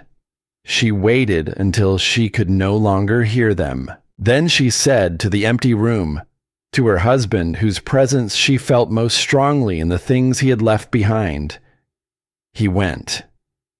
She did not call after him. She did not need him to come back. She had said in those 2 words everything she needed to say about what was over. And she turned, and she went to find Owen, and she began to think about what was beginning. They found old Thomas Greer 3 days after the storm. He had lived alone at the far edge of the valley, in a house that had always seemed to Clara to be held together more by habit than by structure. The kind that persists through inertia, that has never been tested hard enough to reveal what it cannot do. When they reached him, there was no longer anything to be done. The house had given what it had, and what it had not been enough. Clara went to where they had laid him, in the cleared space behind what remained of his house. She stood in the cold for a long moment, Owen beside her. "Was he wrong about the tunnel?" Owen asked. "Yes," Clara said. Owen considered this. Did he know he was wrong at the end? "I don't know. I hope so, but I don't know." They stood together in the quiet. The snow around them was unmarked and very clean. "He gave us water," Owen said after a while. "The first week. He left a bucket at the door. He didn't knock. Just left it." Clara did remember. She had not thought of it in months. The morning she had found a bucket of water from the creek, clean and cold, waiting without explanation on their doorstep. She had never been certain who had left it. Now she was. "Yes," she said. "He did." "So he was wrong about the tunnel," Owen said slowly, working it out with patience without hurry. "But he wasn't wrong about everything." "No, he wasn't wrong about everything." Owen was quiet for a moment. Then, We should remember both. Yes, we should. She put her hand on his shoulder, and they stood together a little longer in the cold, clean air, and she felt the grief of it, not for what Greer had been to her, which was little, but for what his death represented, the absolute, irreversible consequence of a choice made before the storm arrived. He had been warned. He had not believed the warning. The storm had not cared about his belief. This was the truth that no happy ending could erase, and Cho did not try to erase it.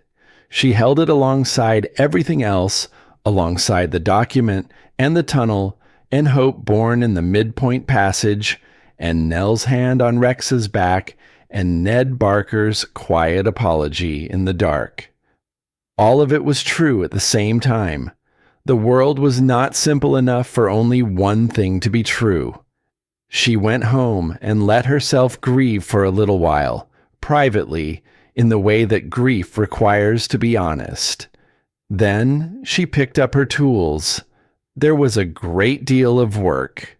The valley after the storm was not the same valley it had been before, and the work of understanding that difference, of mapping what had changed and what would need to change further, occupied the first weeks after the snow stopped falling. Rooftops needed repairing. Fences needed resetting. The road that connected one end of the valley to the other had drifted over in 3 places and required a collective effort to clear, which was itself a new thing. A collaboration of people who have recently shared something difficult and have not yet forgotten that they did. Clara worked alongside the others. She had not been asked to, and no one directed her, but she was there each morning with the rest, and what she brought was not just labor, but the steadiness of someone who has already survived the worst of what has happened, and is not afraid of the aftermath.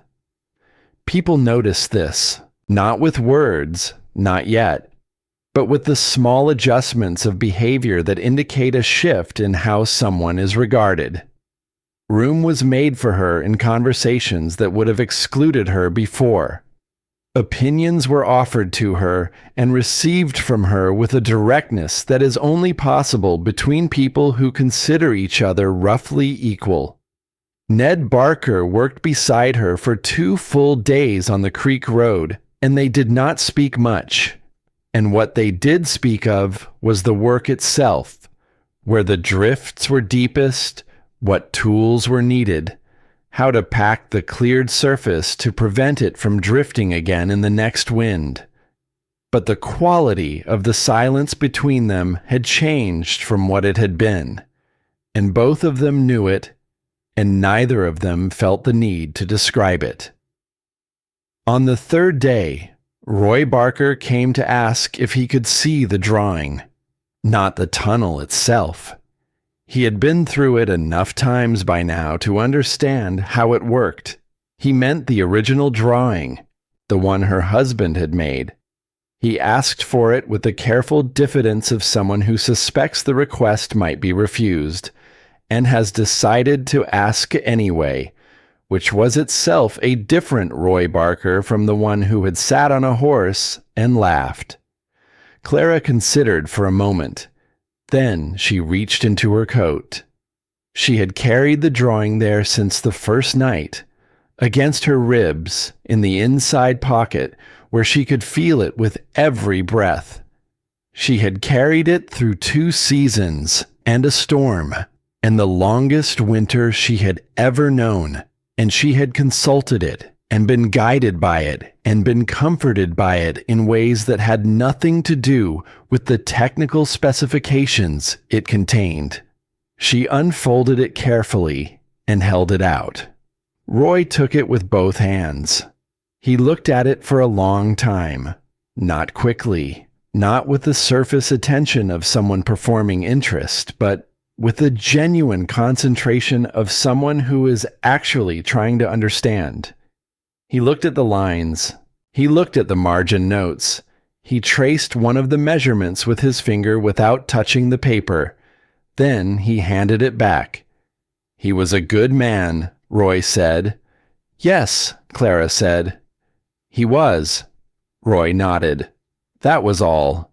He picked up his shovel, and Clara folded the drawing and put it back against her heart, and they worked, and the road got cleared, and the valley began, slowly and imperfectly, to repair itself.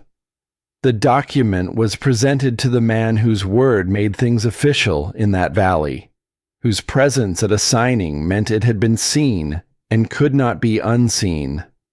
On a morning of thin winter sunlight, with Hallward beside her and Owen standing very straight at her left hand. She had been prepared for resistance.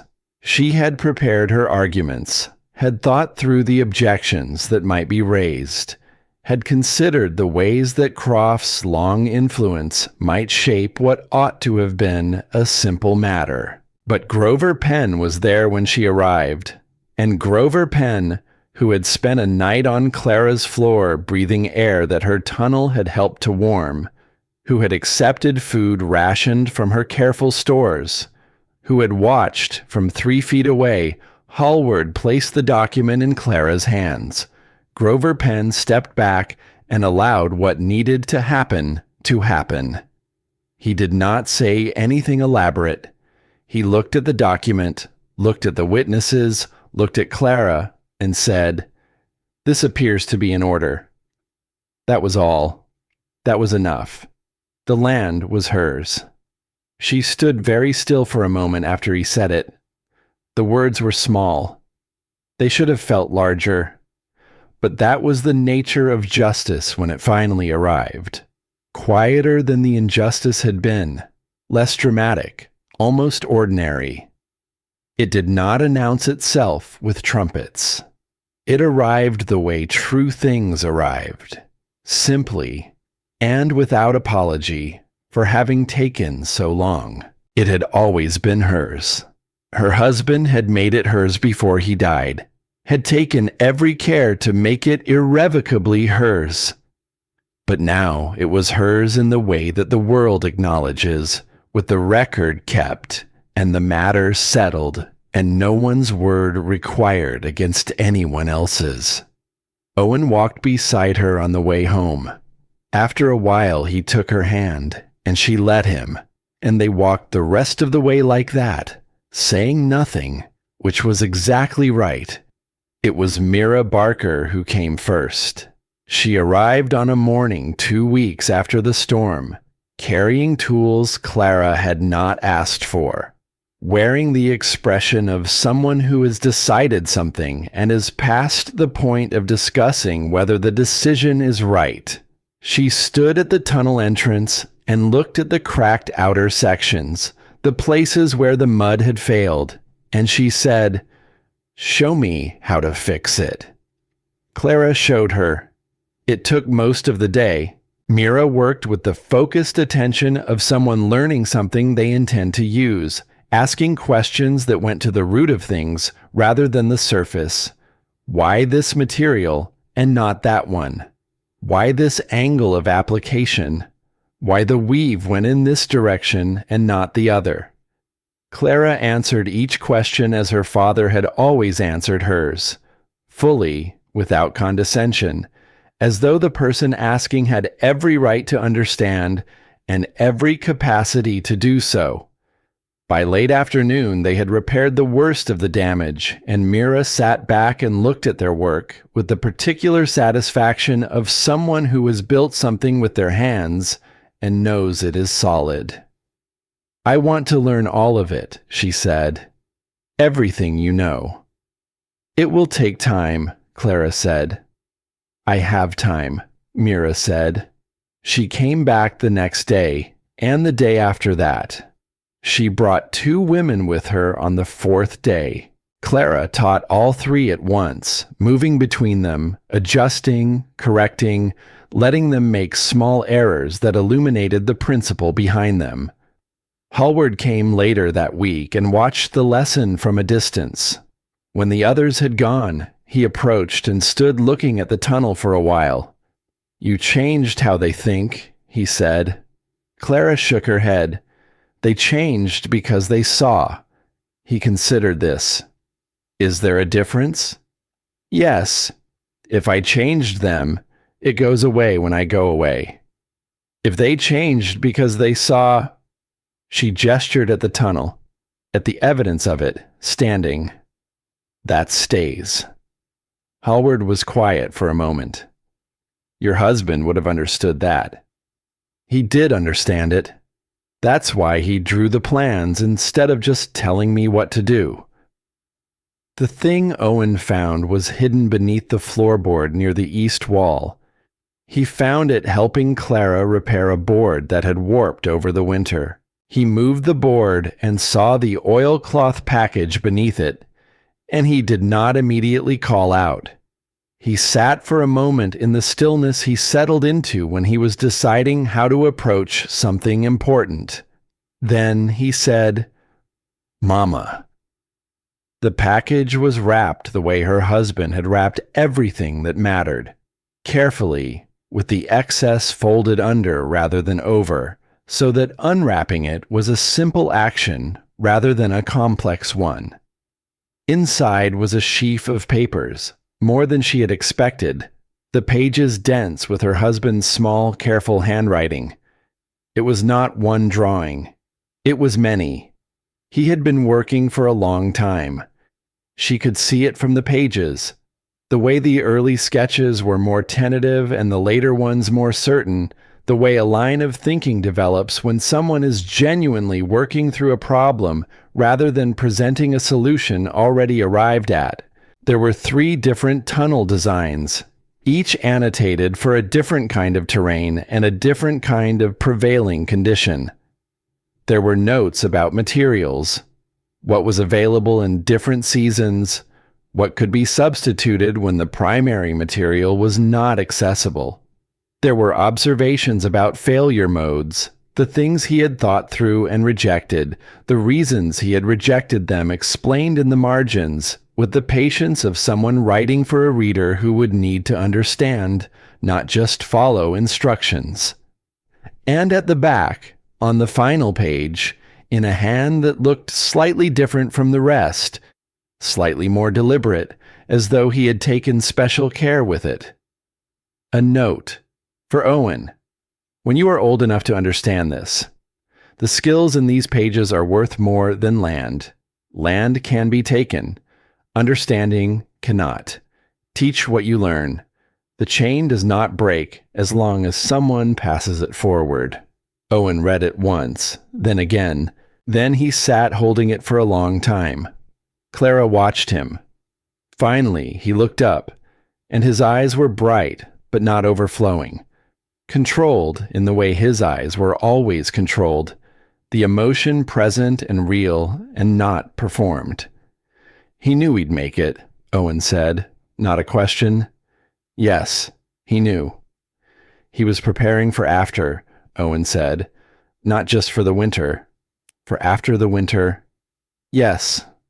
Owen looked down at the papers in his hands, at the careful drawings, the patient annotations, the instructions for building things that would last in the places where winters were long and cold took from you whatever you were not prepared to protect. He was thinking about me, Owen said, about who I'd be. He was always thinking about who you'd be, Clara said. Owen held the papers carefully, not clutching, just holding, the way you hold something you intend to keep. And Clara saw in his face something she recognized, the particular resolution of a person who has just understood what they are for. Not the whole understanding, not all at once, but the beginning of it, which is the part that matters most.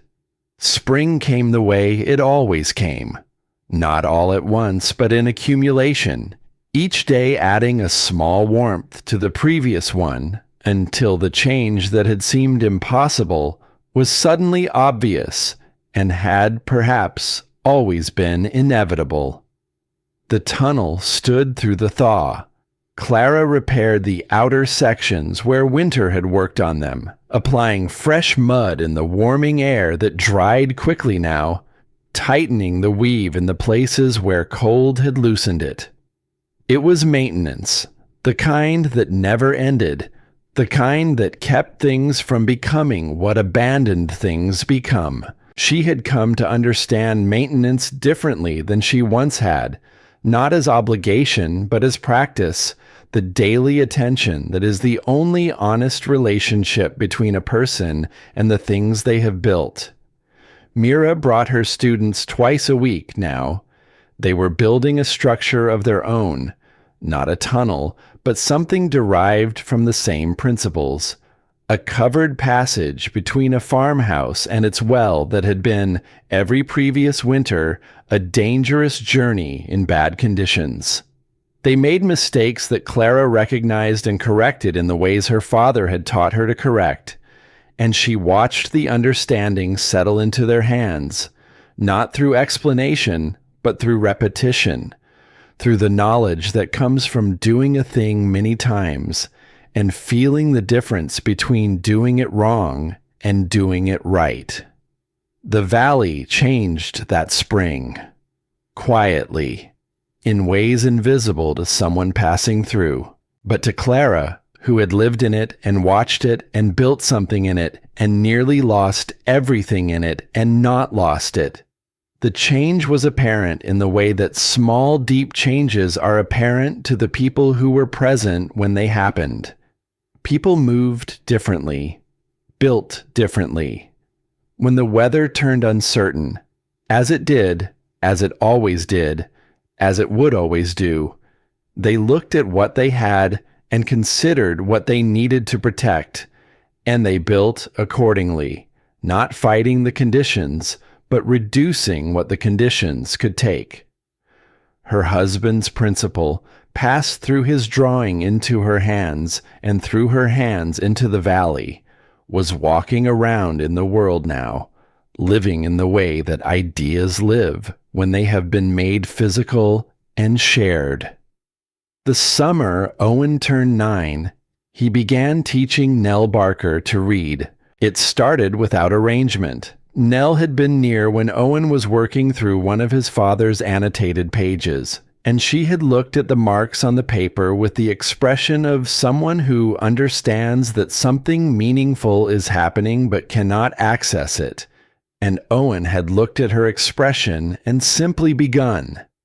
He had his father's patience and his mother's practical approach to problems, and Nell had the focused determination of a child who had decided she wanted something and was going to have it. Clara watched this from a distance and said nothing, which was the right thing to say. Rex was old that summer. She knew it, not from a single sign, but from an accumulation of small observations. The way he moved more slowly in the mornings, tiring on walks that had once been nothing to him, sleeping more deeply now and taking longer to surface. He was still present, still watchful, still came to his post at the cabin door each night without being asked. But the old urgency was gentler now. The body that had kept watch through a winter and a storm and many difficult nights was telling her, in its honest animal way, that it had done what it came to do. She made sure he was warm. She made sure he was fed. She let him sleep in the sun on the days when the sun was warm and the world was, for a while, easy. She thought about him sometimes in the way she thought about her husband, not with the sharp grief of fresh loss, but with a tenderness that comes from knowing someone has done exactly what they were made for.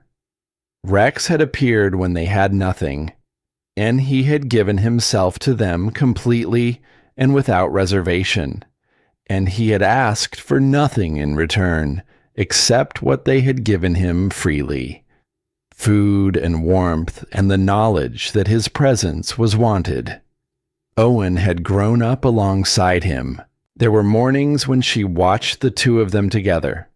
Rex moving slowly now, careful with his old joints, and Owen matching his pace without being asked to, walking beside him through the spring grass with the patience of someone who understands that the measure of a thing is not how fast it moves, but how steadily. And she felt something that she did not have a word for, something that had to do with continuity, and with love, and with the way that the things we begin with shape the things we become. He died on a morning in late autumn, in the way that good old animals die, not with drama, but with the simple cessation of something that has been, for a long time, running as well as it could.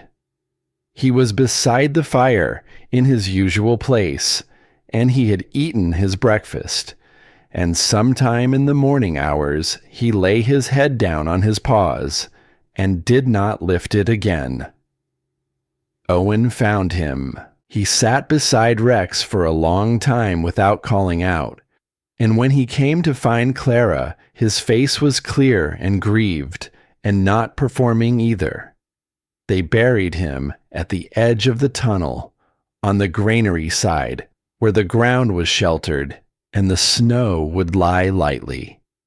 Owen made the marker himself, carved it from a piece of good hardwood over several evenings, working by firelight with a patience that Clara found almost unbearable to watch because it was so completely his father's patience.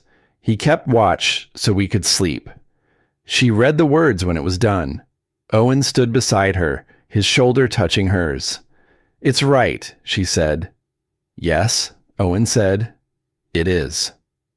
Nell Barker came to the burial. She stood on Owen's other side, quiet in the way she had learned to be quiet, not the silence of shock, which she had left behind years ago, but the silence of a person who knows when words are insufficient and chooses accordingly. She had grown into someone remarkable, precise, observant, generous with her attention, and sparing with her opinions, which she held firmly and expressed clearly when the moment warranted.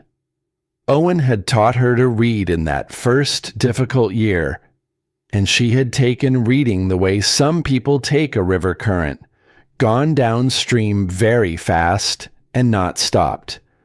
The three of them stood at Rex's grave for a while, saying nothing, and then they went back to the work of living, which was what Rex would have wanted if he had been the kind of creature to want things in that way, which she sometimes thought he was. The years moved in the way years move when the immediate crisis is past, and what remains is the longer, quieter work of building a life.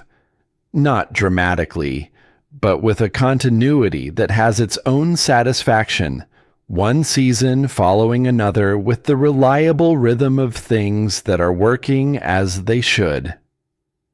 Owen grew. He grew steadily, without excess, becoming more himself with each year rather than becoming something imposed on him from outside.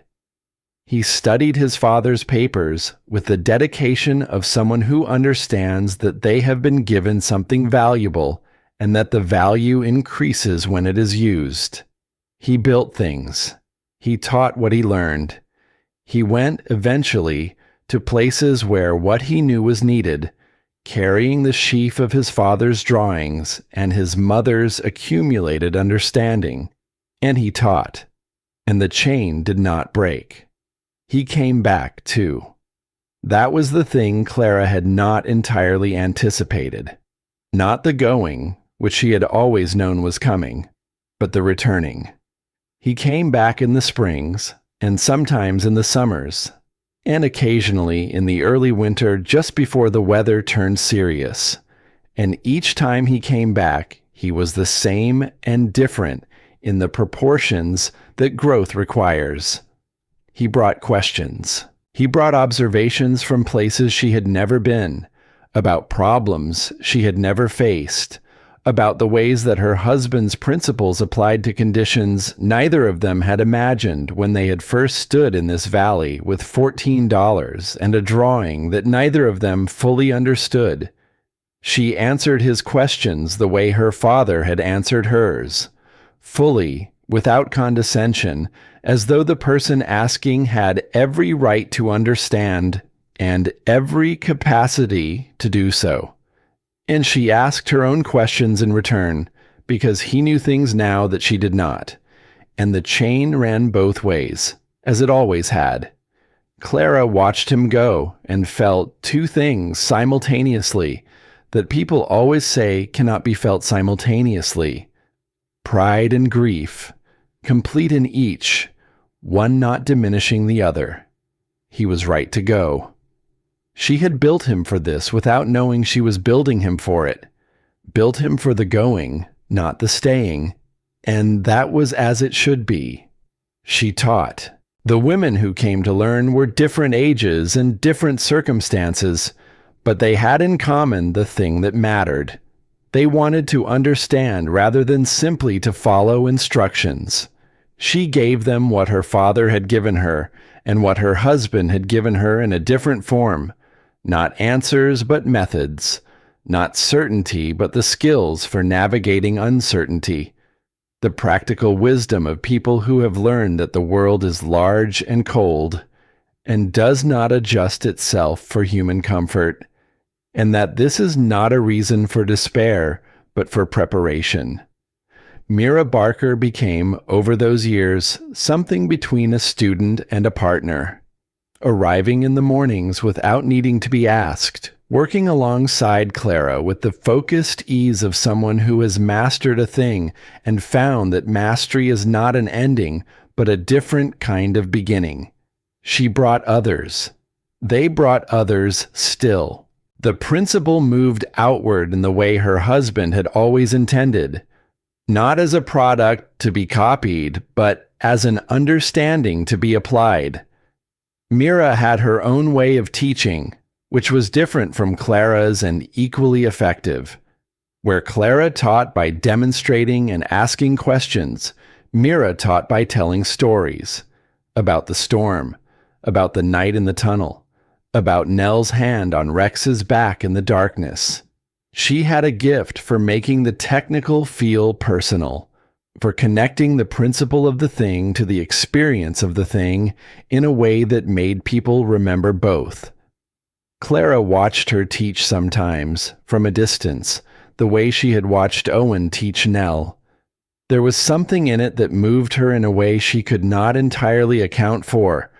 Not pride exactly, though pride was part of it. Something more like recognition. The recognition of a pattern completing itself. She had received knowledge and given it, and now it was being given again by someone she had given it to. And the giving was different the second time, and different again the third, because each person who passed it forward left some of themselves in it. Her husband had understood this. The note to Owen made that clear. The chain does not break as long as someone passes it forward. He had not written, "Teach what you learn," as an instruction. He had written it as a description of what naturally happens when someone loves what they know. They cannot help but share it, because keeping it only to yourself is a kind of diminishment, and some people are constitutionally unable to diminish things. Owen was one of those people. So was Mira. So she supposed, was she. The tunnel was maintained. Each autumn, Clara repaired what the previous winter had worked on, applied fresh material, tightened and adjusted and attended. It was never finished. She had come to understand that finished meant abandoned, and abandoned meant failed. And the tunnel was not going to fail because she was not going to stop paying attention to it. Others built their own versions, different materials, different configurations, each one adapted to the particular conditions of the place where it stood. The principle had moved into the valley as her husband had always intended it to move, not as a product to be copied, but as an understanding to be applied. Each structure was different. Each structure was, in the ways that mattered, the same. She was old the evening her granddaughter came to sit beside her on the step. The granddaughter was Owen's daughter, which meant she had her grandfather's steady eyes and her grandmother's particular quality of attention. The quality of someone who has been told by the people they love that the world is worth understanding and has believed them. She was 7, which is the age at which children begin to understand that the people around them have histories, that the places they inhabit have pasts, that the things they take for granted were once not there and were built by someone at some cost that they are only beginning to be able to imagine. She looked at the tunnel, at the cabin, at the woman beside her who had built one and maintained the other through more winters than the child could imagine. She had been asking questions all week, the way children ask questions when something has finally become real to them, not casually, but with the focused insistence of someone who has decided they need to understand and will not stop until they do. She had asked Mira Barker about the storm. She had asked Owen about his father's drawings, and Owen had shown her the tattered sheaf of papers, careful with them in the way he was careful with all things that mattered. And she had looked at the lines and the margin notes with the seriousness that the drawing deserved. Now she sat beside Clara in the late afternoon light and asked the question she had been working up to all week. "Did you really build the tunnel yourself, Grandma?" she asked. "The whole thing?" Clara looked at the tunnel, at the familiar length of it, the outer surface weathered and repaired and weathered again, the shape of it unchanged from the drawing that had been pressed against her heart. On the night she had walked into an abandoned cabin with $14 and a child's hand in hers. "No," she said, "your grandfather drew the plans. I just had the stubbornness to follow them." The girl considered this. "Were you scared?" "Yes, every day." "But you kept building anyway." "Yes." The girl looked at the tunnel for a long moment with her grandfather's steady eyes. She was thinking about something. Clara could see the thinking, the particular quality of a child's concentration when they are working something out and do not want to be interrupted. "Is that what courage is?" the girl asked finally. "Being scared and doing it anyway?"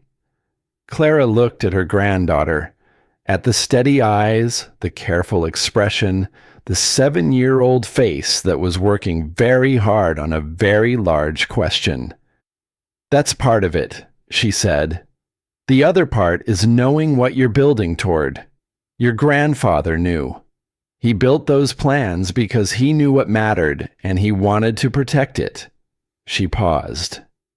"Courage without that is just stubbornness. And stubbornness without something worth protecting is just noise." The girl was quiet for a moment, absorbing this. "Will you teach me?" she asked. "What he knew and what you know." Clara put her hand on her granddaughter's shoulder. The weight of it, small and warm and alive, this new person who carried forward everything that had been passed to her, was the most substantial thing she had felt in a long time. "Yes," she said, "my darling, everything." The sun was moving toward the horizon, and the light that came across the valley was the long horizontal light of late afternoon, the kind that makes everything it touches look as though it has been there always and will be there always, even though nothing is there always, and everything changes, and the only honest response to this is to build well and teach carefully and pass forward what you have been given. The tunnel stood in that light, as it had stood through many winters, and would stand through many more, not because it had been built to last forever. Nothing is built to last forever, but because someone had paid attention to it, season after season, and had not stopped. You cannot fight what is larger than you, her father had said, and her husband had understood, and she had learned, and Owen had been taught. And now this small girl with her grandfather's eyes was beginning to understand. You can only choose what you refuse to lose. She had chosen. She had not lost it. And the chain, passed from hand to hand through the cold and the dark, held.